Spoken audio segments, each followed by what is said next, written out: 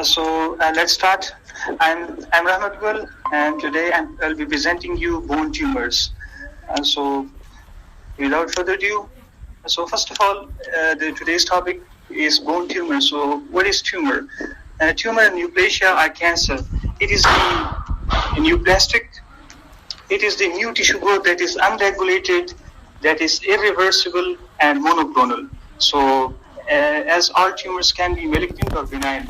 If it is benign, so it will not, it will be localized and it doesn't have the potential to metastasize.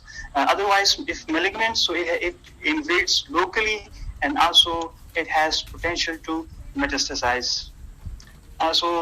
This way, according to behavior of the bone tumors, they are also divided into either benign or either malignant. And the bone tumors can also be classified according to the source of origin. Either they may be hematopoietic, chondrogenic, osteogenic, fibrogenic, neuroectodermal, or of unknown origin. But similarly, we can classify bone tumors as primary bone tumors of the bone. So primary bone tumors are those that arise originally in the bone. They are not product of metastasize from other areas, and these are outnumbered by metastasis. So the frequency of metastasis bone tumor that do metastasize from other places are much more as compared to the bone tumors. So first of all, we'll discuss the primary tumors of the bone. So the first one of them is Astuma. So Astuma, as the name suggests, it is Oma, not sarcoma, and so it is the benign tumor. And osteo suggests that it is of osteocyte origin.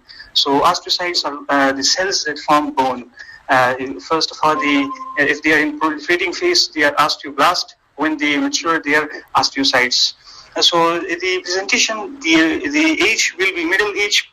The subject will present with Osteoma, and it most commonly arises on the surface of facial bones, and most importantly, it is associated with Gardner syndrome. So here we can see a CT scan. Here is the maxillary sinus, and here is the maxilla bone, and on the surface of maxilla bone, there is a bony outgrowth that is composed of dense mixture of bone and lamellar bone. So osteoma is a benign tumor that arises usually on the surface of facial bone, as we can see in the X-ray, in the CT image. In X-ray images, there is osteoid core, and it is surrounded by reactive bone. So this is the pathognomonic for osteoid osteoma. So the usually presenting age is less than 25 years old, and this tumor targets more males than females. And it usually arises on the cortex of long bones, as we can see here in this femur. The cortex is not medulla, but the cortex is targeted, and here in the bones of the finger, long bones of the finger, and here we can see in the thigh, it targets the cortex of the femur. Here we can again see there is a radiolucent center made of osteoid and reactive bone surrounding it. If this tumor gets bigger, so it changes its name. So if it is less than 2 centimeter with radiolucent osteoid core, it is called osteoid osteoma. Or if it is more than 2 centimeter in diameter, it is called osteoblastoma. Osteoblastoma is again oma, that is benign tumor of osteoblast origin. It again like osteoid osteoma targets more males than females, and this one too. The usual location of osteoblastoma as compared to the osteoid osteoma, which targets cortex of long bones, it usually arises in vertebral column, and specifically the posterior element of the vertebra. Histology is similar to osteoid osteoma, and just in X-ray you can see that it is the lesion is more than 2 centimeter. The other main difference between osteoid osteoma and osteoblastoma is that the osteoid osteoma is responsive to NSAIDs. It can be relieved by NSAIDs like aspirin, but osteoid osteoma is unresponsive to NSAIDs. So here we can see there is osteoid formation, and these are the malignant osteocytes. The next one that we will discuss, the next bone tumor we will discuss is Osteochondroma. So this tumor targets the metaphysis of long bones. So as we know, the bone is if the bone is made of can be broken down into three parts. One is the diaphysis, the shaft, and one is the epiphysis, that is the either end of the bone. And between diaphysis and epiphysis, there is a metaphysis. So this bone arises from the metaphysis of long bones. How it arises? So as the metaphysis, also called the growth plate, it is the most active part of the bone. It is the cartilage's growth occurs here. So the bone elongates from this place. The osteochondroma, as name suggests, chondroma. So first of all, there is a bony outgrowth from this metaphysis. From the metaphysis, there is bony outgrowth. Here we can see there is the bony outgrowth, and it is covered by cartilageous cap. As this is the tumor, so this cartilageous cap, which is made of cartilage, can transform into chondrosarcoma. It usually arises in males less than 25 years old. Let's say something that all primary bone tumors, they usually arise in a young age, as compared to the metastasis that usually arise in the elderly subjects. So we can summarize this tumor. Osteochondroma. Osteochondroma is the lateral bony projection of growth plate, and it is covered by a cartilageous cap, and this cartilageous cap has the potential to transform into chondrosarcoma. It usually arises in metaphysis of long bones. The next bony tumor is osteosarcoma. So as we studied the osteochondroma, the cartilageous cap can transform into chondrosarcoma. So chondrosarcoma into chondrosarcoma. So osteosarcoma is the malignant, as the name suggests, sarcoma. It is a malignant tumor, and it is the most common malignant tumor of the primary tumor of the bone. It has bimodal appearance. So it arises. About 75% of the cases arise less than 20 years of age, and about 25% of the cases arise in elderly. So there is more incidence of this tumor in a young age and less in elderly age. And another thing, if less common in elderly, that is 25%, and is usually secondary to predisposing factors. What are the predisposing factors of osteosarcoma? That can be Paget disease of bone infarcts, radiation, familial retinoblastoma, and Leigh-Fermani syndrome. So first of all, there is more incidence in young people, and less in this elderly. And secondly, in elderly, it is usually secondary to predisposing factors. And where does it arise? It arises in metaphysis of distal femur or proximal tibia. So that is the knee region. So the knee region, if there is a malignant bone tumor that is suspected, there can be osteosarcoma. So if we do biopsy, the biopsy reveals pleomorphic cells, osteoblast, that are producing osteoid. Let's see. Here is the histologic slide. So these are pleomorphic cells. Each is pleomorphic cell of osteocyte origin, and there is the pink is osteoid. So these osteoid producing osteocyte present as this way. So biopsy has pleomorphic cells, osteoblast that produce osteoid. So this can be a diagnostic factor. And secondly, How does it present? This osteosarcoma, a tumor, how it presents? So it presents as pathologic fracture or bone pain. While so as this bone arises in, as this is, we can see in this X-ray, this is the shaft, and here is the end of the bone, and here is the metaphysis. So this bone, osteosarcoma, arises in the metaphysis. So this bone, there is outgrowth of bone. This outgrowth of bone pushes the periosteum outward, as the periosteum is the most sensitive part of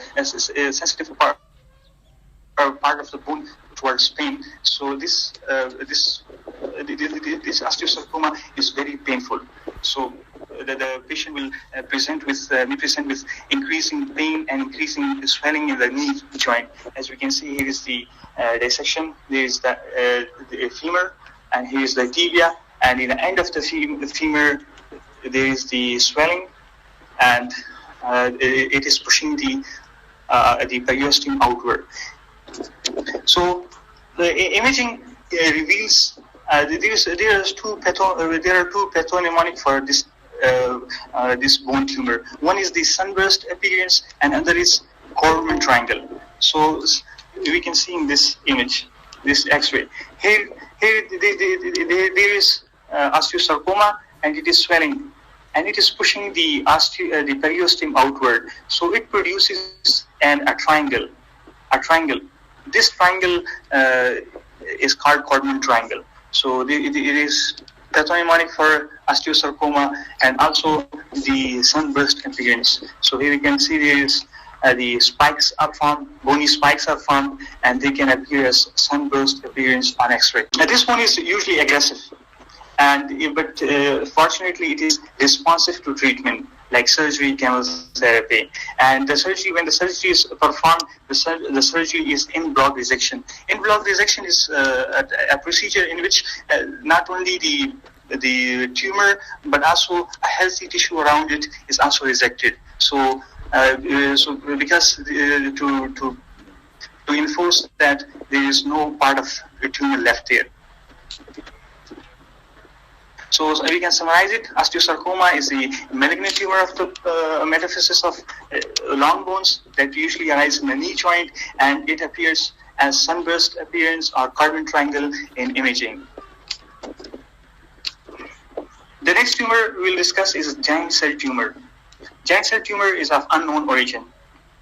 It is benign, fortunately, and it is the only bone tumor that arises in the epiphysis of long bones. So if there is any tumor that is diagnosed in the epiphysis of long bone, that would be giant cell tumor. So what is the mechanism, pathogenesis of this tumor? As we know that there are two types of cells in a bone. One are osteoclast and one are osteocytes. So the osteoclasts are bone resorbing, bone eating cells, and osteocytes or osteoblasts are bone forming cells. The osteoclasts are activated by osteocytes. The osteoclasts are activated by osteoblasts or osteocytes. By which mechanism? By rank ligand mechanism. Osteocytes have a rank receptor on. They have rank receptor on themselves, and osteoblasts they have rank ligand. So the rank ligand binds the rank receptor on osteoclast, and osteoclast activated. But unfortunately, in this bone tumor, the stromal tumor cells express high levels of rank ligand, which upregulates the osteoclastic activity, and so that's why this bone tumor is bone-eating tumor itself. That's why it's also called osteoblastoma. As it is bone-eating tumor, so as we can see in this X-ray image, there are lytic lesions on bone. So the bone is eaten adjacent to one another. So this appearance is called soap bubble appearance on X-ray. Here we can also see a dissected part. It arises in epiphysis of the lung bone, and there it invades down the medulla. This is a benign tumor, but it is aggressive. So if it is diagnosed early and treated with chemotherapy, radiation, it will resolve. The next bone tumor we will discuss is aneurysmal bone cyst. So again, it is also benign and of unknown origin, like a giant cell tumor. The presenting age is 10 to 20 years old, and it usually arises in proximal tibia, distal femur, but more importantly on vertebrae. So what is the pathogenesis of aneurysmal bone cyst? It differs from this one, the giant cell tumor. Actually, there is genetic involved in this bone. On chromosome 17p13 region, there is rearrangement, and which leads to high expression of ubiquitin-specific protease. This ubiquitin-specific protease upregulates the nuclear factor kappa B, which is a transcription factor, and which in turn regulates the matrix metalloproteases. The matrix metalloprotease has the function of degrading bone. So the one example is collagenase. So this metalloproteases cause the cystic bone resorption. So they form cyst. As we can see here in this CT image, there is a focal cystic lesion in proximal end of the tibia. And on histology, if we do histoslide, so there will be a cyst, and it will be hemorrhagic. So as it will be filled with blood. So hemorrhagic spaces separated by cellular fibrous septate. So in short, aneurysmal bone cyst is a benign tumor, and it is due to increased metalloprotease activity, which leads to cystic bone resorption and which is filled by blood. Here we can also see aneurysmal bone cyst in thigh. The next bone tumor we will discuss is Ewing sarcoma. The Ewing sarcoma is of neuroectodermal origin, we have to remember. But some say mesenchymal origin. It is sarcoma, so malignant, and it is the second most common malignant tumor of the bone after osteosarcoma. Osteosarcoma was the most common, which accounts for 20% of the whole malignant bone tumors. This one is the second. It arises in the deficits of long bones, and what will be if we do the biopsy of Ewing sarcoma? It will reveal small round blue cells that resemble lymphocyte. So here there is a histoslide. These are small blue cells that resemble lymphocyte, but they are slightly larger than lymphocyte. So that's why we have to differentiate it from other diseases like lymphoma and chronic osteomyelitis, which also appear as small round blue cells that resemble lymphocyte, and that is by testing for translocation, because this tumor usually arises due to translocation between 11 and 22 chromosomes when fusion protein BWSFL1 forms. So this translocation will be tested through FISH technique, the fluorescent in situ hybridization. So the end stage diagnosis to differentiate it from lymphoma and chronic osteomyelitis is the FISH, that is for testing translocation. So this is the malignant tumor. It will grow and grow. So it will appear as onions skin periosteal reaction in a bone. How come? So as we can see, as it arises in the deficits of long bones, so here is the deficits of long bone, and it will form layers next to one another. So it will arise as onion skin appearance if we do a biopsy. So the treatment is surgery or chemo or radiation. It is aggressive, but with early metastasis. That's why you have to treat it with chemotherapy also to decrease the potential of metastasis. The 5-year survival rate is 70% in localized diseases, but it is far less than when it metastasizes to other areas. The next bone tumor that we'll discuss is chondroma. As the name suggests, it's oma, so it is benign, and the presenting age is 30 to 50 years old. The chondroma is the benign tumor of that originates from chondrocytes, So it usually arises in the medulla of small bones of the hand and feet. And like here we can see these are the small bones of feet, and here we can see that in medulla there are these are the lesions that corresponds to chondroma. But it can arise inside the medulla or outside on the surface. If it is in medullary cavity, it is called endochondroma, or if on surface, it is called juxtacortical chondroma. The next bone tumor is Chondrosarcoma. It is, as the name suggests, sarcoma. It is malignant tumor of chondrocyte origin. So, malignant tumor of chondrocyte origin. It arises in medulla of pelvis, proximal femur, and humerus, usually in axial skeleton. So, chondrosarcoma has predilection to axial skeleton. It is tumor of malignant chondrocytes and extends from medulla through cortex into soft tissue chondrocytes. So it is malignant tumor, so it invades locally. Let's say in this image, in this X-ray, it arises in the pelvis, so it is invading the surrounding soft tissue. As we can see in this axial CT, here maybe in the ilium, it rises in the ilium and it is invading the surrounding soft tissue. The next bone tumor is fibrous dysplasia. It is a benign tumor. It arises in early adolescence. This bony tumor that is of fibrocyte origin. So the fibrocytes become activated and fibrous tissue forms. And this fibrous tissue progressively replaces the bone. So the skeletal deformity will occur, and as fibrous tissue is not as strong as bony tissue, so there is predilection for fracture and skeletal deformity. So fibrous tissue is not as dense as bony tissue, so it will appear as lytic lesions. The fibrous dysplasia occurs in two ways. Either it is monoosteotic or polyosteotic. Monoosteotic means it involves just one bone site. Only, for example, if it is a femur, so only one place on the femur, it will arise in only one place of the femur.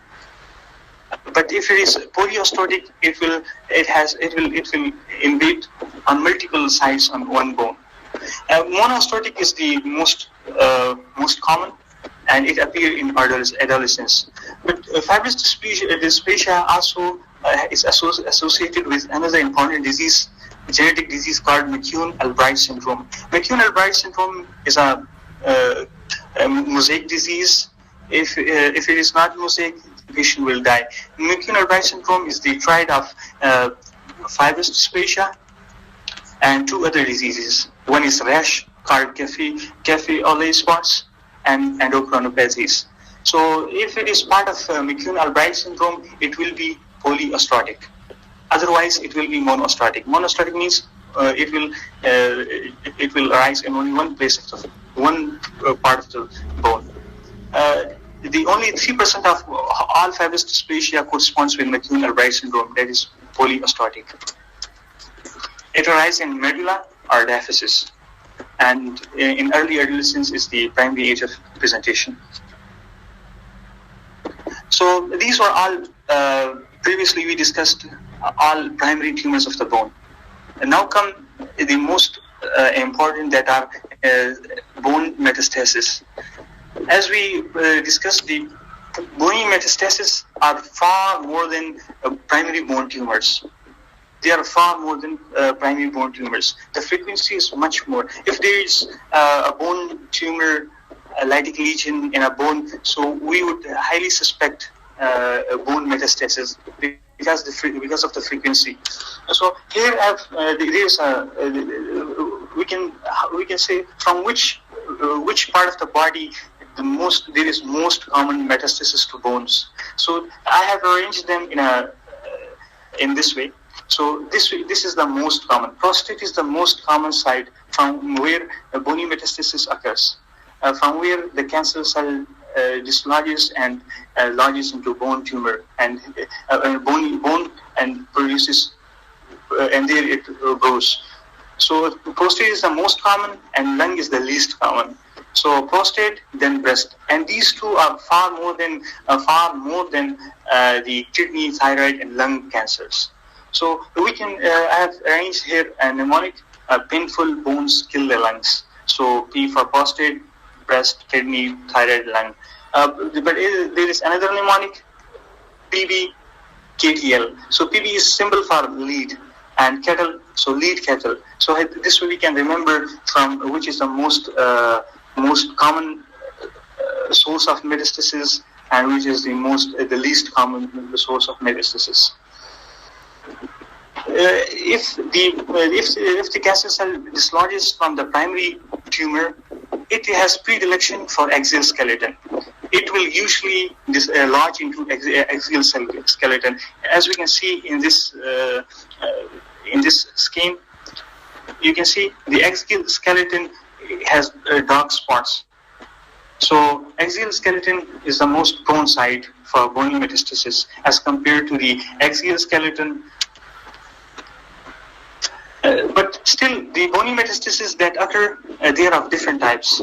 They may be blastic, mixed, or lytic. Blastic means when it lodges into the bone, it will proliferate there. It will produce more bony tissue. And if it is lytic, it will degrade the bone. For example, if this tumor is lytic, so it will do lysis of these bony tissue. So they have another way of learning this. So as we learn this sequence, so the first one, that is prostate. The prostate is blastic. The prostate is a blastic type. If the primary tumor arises from the prostate, it will be blastic in bone. And the next one is breast. So the breast is mixed type. It has both properties of blastic and lytic type. And the third is the lytic. So the thyroid, kidney, and lung, these three are of lytic type. So I have also color coded them. So red prostate and the orange colored breast. But for the lung, the small lung cancers are of blastic type, and non-small lung cancers are of lytic type. So small lung cancer are of blastic type, and non-small lung cancer of lytic type.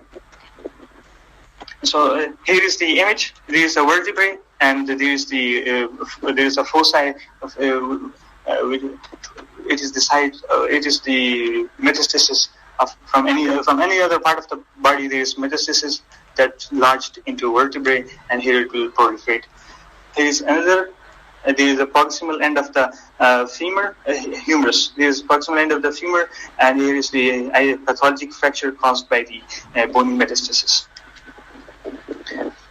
So as we have discussed all of the types of the bone tumors, and we now how we will narrow down our diagnosis. So usually bone tumors also present with bone pain and fracture. If there is the patient is presenting with bone pain and fracture, and if you do labs and there is increased calcium and increased parathyroid hormone, so you will see that it is a hyperthyroidism issue, because hyperparathyroidism causes increased calcium absorption, reabsorption, and resorption from bone. So this is it will be hyperparathyroidism. If there is decreased calcium and increased pH, so there is due to hypocalcemia, the parathyroid hormone is upregulated. So why? So we have to think why hypocalcemia. So hypocalcemia may be due to vitamin D deficiency. Vitamin D deficiency may be due to diet. It is less in diet due to less exposure to sunlight, due to malabsorption, either renal failure or liver failure. Because renal and kidneys and liver, they activate the inactivated vitamin D into activated vitamin D by the liver do 25 hydroxylation and kidney do 1-alpha hydroxylation. But if the patient presents with bone pain and fracture and there is normal calcium and normal PTH, so we have to suspect either osteoporosis, that is age-related disease, osteopetrosis, or Paget disease, or bone tumors. So the bone tumor can be suspected in normal calcium and normal PTH level. The next thing that we have discussed is that this bony tumor arises in this part of the bone and this part of the bone. So the whole point was there to narrow down our diagnosis. So for example, if the bony tumor arises in the epiphysis, so it will be giant cell tumor. Like here, image, the giant cell tumor arises in the epiphysis of long bones. And if if the problem is in diaphysis, so it may be Ewing sarcoma, myeloma, osteoma, fibrous dysplasia. So as we can say here is Ewing sarcoma, fibrous dysplasia, osteoma. So these are they usually occur in diaphysis. And if the problem is in metaphysis, so we can suspect Osteochondroma, Osteosarcoma, and simple bone cyst. As we can see here, the Osteochondroma is the lateral bony outgrowth from the metaphysis, and it is covered by cartilage cap. The cartilage cap has the potential to transform into Osteosarcoma, which is also the tumor that arises in the metaphysis. And here is the simple bone cyst.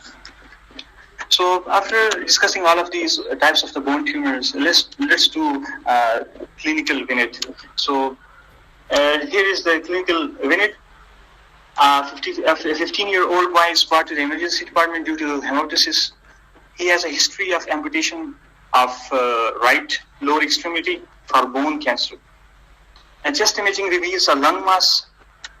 An excisional biopsy of the mass shows sheets of uniform, small, slightly larger than lymphocytes, round with scant, clear cytoplasm. The cellular deposits interrupted by vascular septae with areas of hemorrhage and an abrupt transition from a viable to necrotic cell. A representative sample is shown in the image. So this is the slide, histoslide of that sample, of that biopsy. So the question is, which of the following is the most likely diagnosis? So this patient has also it has a history of amputation of the right lower extremity that is due to bone cancer. So this patient has already a bone cancer, already had a bone cancer that lead to the amputation of the leg. But here now chest imaging reveals lung mass. So we can suspect that bony cancer had metastasized to lung. That bony cancer has metastasized to lung. So we can now diagnose from the slide that what type of cancer was that. As it shows small blue cell, pleomorphic cell with less extracellular matrix and dense cytoplasm. So that would be Ewing sarcoma, because Ewing sarcoma revealed small round blue cells that resemble lymphocytes. So these were a little larger than lymphocytes, but there was less extracellular matrix and small blue cell, as this slide shows. So the diagnosis will be Ewing sarcoma. So thank you for your kind attention. The books which I have used are all these. Thank you.